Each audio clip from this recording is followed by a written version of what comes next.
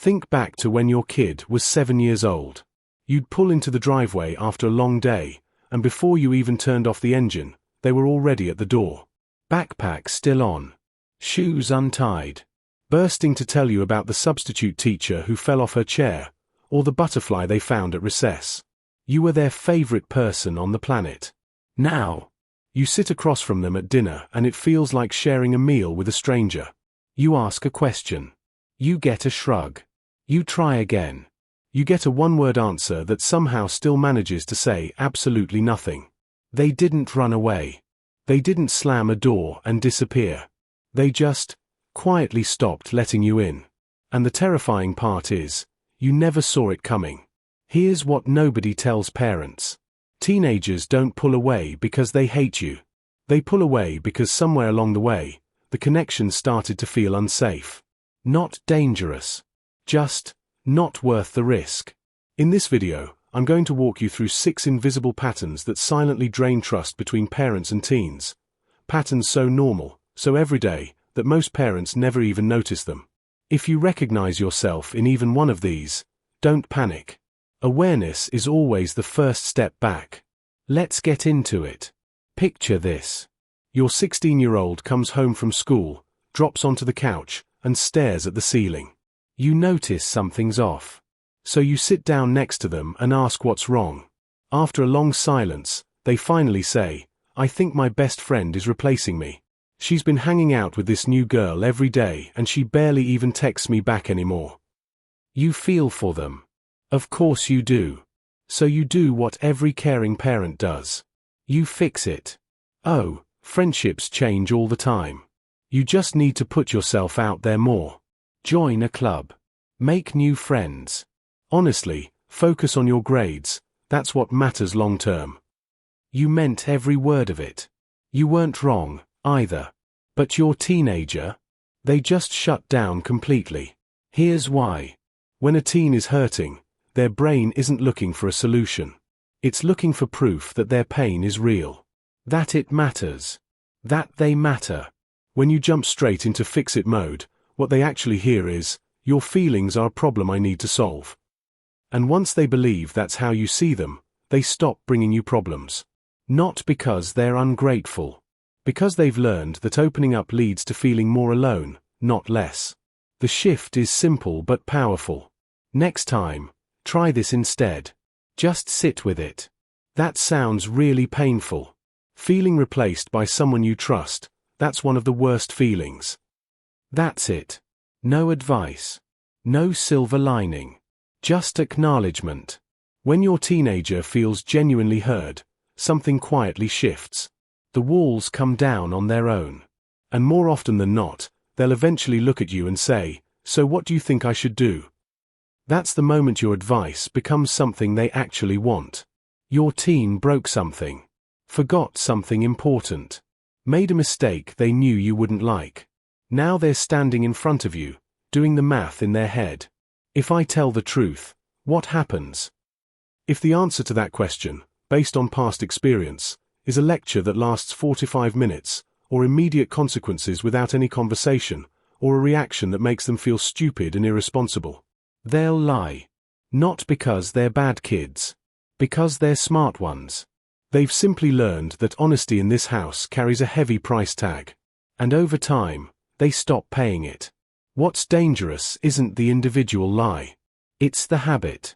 The quiet decision to handle everything alone rather than risk your reaction. You stop being the person they call when something goes wrong. And you become the person they hide things from to protect the peace. Rebuilding this takes one thing above everything else, making the truth feel safe again. When your teenager admits a mistake, try separating the behavior from the moment. You can address what happened without making them feel like the worst version of themselves. "I appreciate you telling me. That took guts. Let's figure this out together." That one response does more for long-term trust than any punishment ever could. Because when honesty feels safe, they bring you the small things.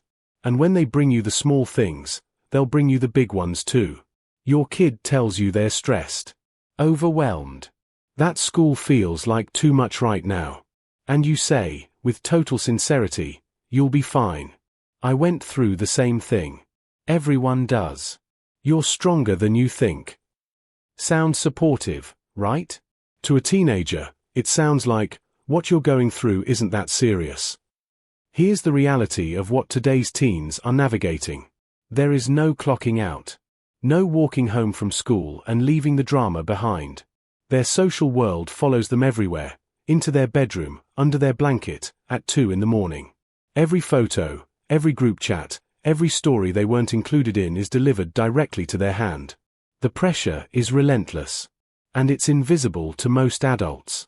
When you respond with reassurance before you respond with curiosity, you accidentally minimize something that feels enormous to them.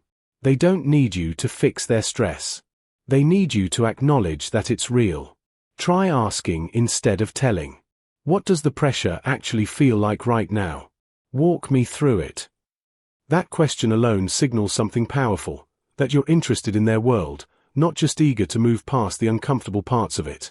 When a teenager feels like their reality is worth your time and attention, they don't pull away. They lean in. Do a quick audit of the last week. How many conversations with your teen started with one of these? Did you finish that application? What's your grade looking like? Have you thought about what you're doing this summer? Every question perfectly reasonable. Every question something you genuinely need to know. But here's the problem. When every interaction your teenager has with you feels like a progress report, they stop seeing home as a place to relax. They see it as another place where they're being evaluated. And people don't open up in places where they feel evaluated. They perform. They give minimum required answers. They disappear into their room the second they can. Try this experiment for 1 week. Have at least one conversation per day with your teenager that has absolutely nothing to do with their future, their performance, or their responsibilities. Talk about something you watched. Tell them something funny that happened at work. Ask their opinion on something that genuinely doesn't matter, like whether pineapple belongs on pizza. It sounds too simple to work. It isn't. When your teenager experiences you as a person, not just a parent with a checklist, something changes. They start showing up to conversations instead of avoiding them. The productive conversations you actually need to have, they get easier. Because trust has already been built in the low-stakes ones. You care about your kid's future. Deeply. So you weigh in on their friend choices, their hobbies, their style, their plans. You tell yourself it's guidance. And it is. It comes from love. But teenagers are at a very specific stage of development where the most urgent psychological need they have is this, the need to figure out who they are. When every choice they make is questioned, adjusted, or overridden, even gently, even lovingly, they receive a quiet but consistent message. We don't trust your judgment. And teenagers who feel that message respond in one of two ways. They either shut down completely, or they start living a second life, one where they can make their own choices without the commentary. Neither version includes you. The counterintuitive truth is this: the more room you give them to make small decisions, the more they'll come to you before making the big ones. Let them choose the elective that has nothing to do with their career. Let them redecorate their room in a way you'd never choose. Let them figure out a social situation without your intervention. Be available, not hovering. When your teen knows that your input is an offer, not a mandate, they'll start taking it voluntarily. This one is quiet. And it causes damage that can last for years. Your teen told you something private. Maybe a crush. Maybe a friendship problem. Maybe something embarrassing that happened at school. They probably said, almost as a reflex, "Don't tell anyone." And then at a family dinner, or on the phone with their aunt, or in a conversation with another parent at the school, it slipped out. Just casually. Just as a small story. You didn't think it was a big deal. To your teenager, it was everything. Because it wasn't about the secret itself. It was about what the secret represented, the inside of their world, handed to you in trust. When that gets shared without permission, they don't just feel embarrassed. They feel foolish for having trusted you in the first place. And they make a decision, quietly, permanently, not to do it again. If you want your teenager to keep bringing you the real stuff, you have to become the safest place they know. That means what they tell you stays with you. Full stop. Not with your spouse unless necessary. Not with their grandparent as a cute anecdote. Not with anyone. When a teenager knows, from consistent experience, that you are a vault, they will fill that vault willingly. And the things they'll share with you will take your breath away. Here's what I want you to take away from this.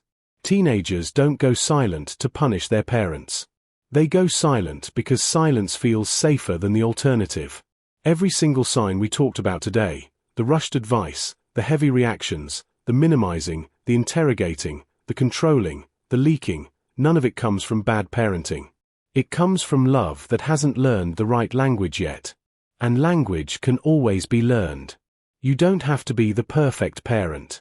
You just have to be the safe one. The one they know they can come to, not because they're supposed to, but because they want to. Start small tonight. Don't knock on their door with a question. Knock with an offer. I'm making hot chocolate. Want one? Then sit down. Put your phone away.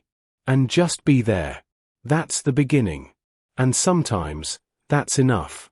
If this gave you something to think about, share it with one parent who might need to hear it. You might help rebuild a relationship they didn't even know was slipping. And if you want to go deeper, the next video is about why teenagers push away the people they love most, and what's actually happening in the brain when they do. It'll change the way you see every conversation you have with them. Click right there to watch it. I'll see you in the next one.